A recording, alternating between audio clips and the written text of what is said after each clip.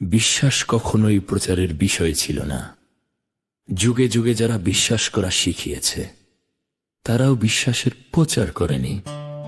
তারা পাহাড় গুহায় জঙ্গলে ধ্যানমগ্ন হয়ে সাধনা করে নিজে অর্জন করেছিল, তারপর সমাজে অনুশীলন করেছিল। আর আমরা প্রভাবিত হয়েছিলাম, মুগ্ধ হয়েছিলাম। আমরা তাদের মহত্বের গল্প করেছিলাম, মৌমাছির ঝাঁকের মতো মৌচাকে ভিগে করেছিলাম। আমরাই তাদের গল্প শুনতে চেয়েছিলাম, আমরা তাদের মতো হতে চেয়েছিলাম। এটাকে প্রচার করা বলে না। সত্য প্রচার করতে হয় না, সত্যের প্রভাব স্পষ্ট। সূর্যের মতো নিজ আলোতে সবকিছু আলোকিত করে, চারপাশের সবাই তা দেখতে পায়। প্রচার মানুষের প্রয়োজনের সাথে সম্পর্কিত। ডাক্তার কবিরাজ চিকিৎসা সেবার প্রচার করে, ব্যবসায়ী পণ্যের প্রচার করে, নর্তকী নাচের প্রচার করে, শিল্পী গানের প্রচার করে। পৃথিবী সৃষ্টি ও প্রাণকে ঘিরে তৈরি হওয়া নিয়ম শৃঙ্খলার নাম ধর্ম ও ধার্মিকতা।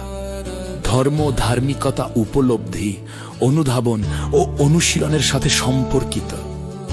পৃথিবীতে এমন কিছুই নেই যার ধর্ম নাই। নির্বাক বৃক্ষ থেকে শুরু করে ক্ষুদ্র পিঁপড়েও নির্দিষ্ট ধর্মের উপর প্রতিষ্ঠিত। যা খালি চোখে দেখা যায় না, তারও একটি ধর্ম আছে। প্রচারের সাথে লাভের সম্পর্ক নিখুঁত, নির্ভুল এই অসীম মহাবিশ্ব যিনি তৈরি করতে পারেন, তার সাথে আমাদের লাভের সম্পর্ক থাকতে পারে না। বরং আমরা প্রচার করতে করতে একটা নিখুঁত মহাজাগতিক সত্যকে মিথ্যা বানাচ্ছি। নিষ্পাপ নিঃস্বার্থ বার্তাবাহকদের কলুষিত করছি। তারা আমাদেরকে ভিন্নভাবে দেখতে বলেছিল, জানতে বলেছিল, ভাবতে বলেছিল, নীরব ধ্যানে বিশ্বাসের চর্চা করতে বলেছিল।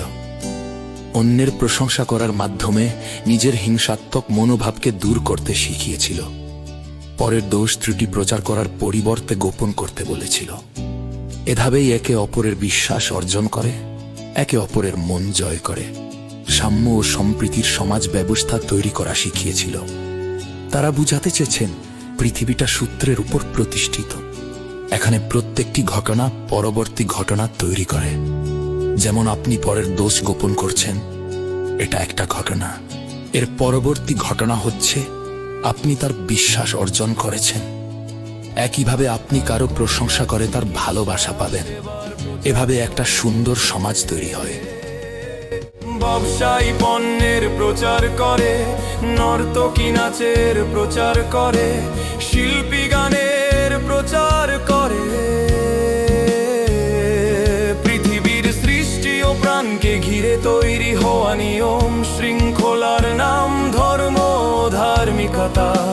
ধর্ম ও ধার্মিকতা উপলব্ধি, অনুধাবন ও অনুশীলনের সাথে সম্পর্কিত। পৃথিবীতে এমন কিছুই নেই যার ধর্ম নাই। নির্বাক বৃক্ষ থেকে শুরু করে ক্ষুদ্র পিঁপড়েও নির্দিষ্ট ধর্মের উপর প্রতিষ্ঠিত। যা খালি চোখে দেখা যায় না, তারও একটি ধর্ম আছে।